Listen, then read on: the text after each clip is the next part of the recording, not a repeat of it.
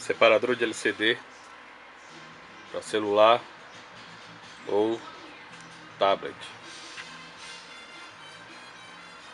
feita com coisas básicas que a gente encontra em casa, ou sei lá, ferro velho, ou até novo mesmo.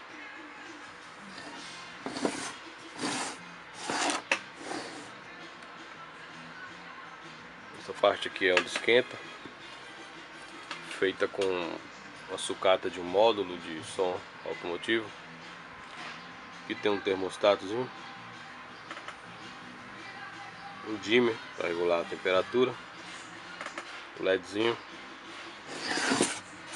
atrás o encaixe da tomada, liga e desliga, e dentro, deixa eu ver se dá para mostrar aqui,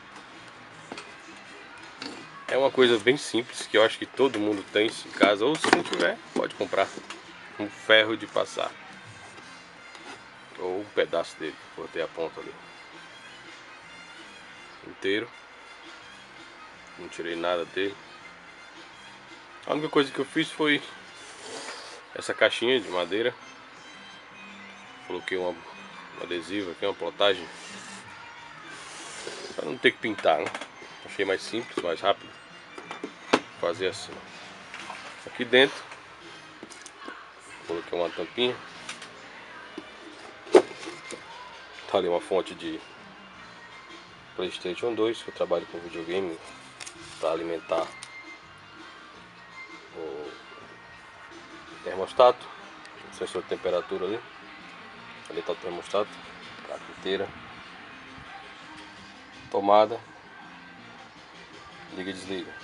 Essa fonte podia ter sido outra fonte qualquer, até 12 volts, 5 a 12 volts. Eu achei, essa aqui já estava pronta, não precisou fazer nada, só colocar no lugar. Aí essa carcaça de alumínio, esse aqui é um pedaço, como eu já disse, de um módulo. Eu tenho até aqui a outra parte que sobrou dele,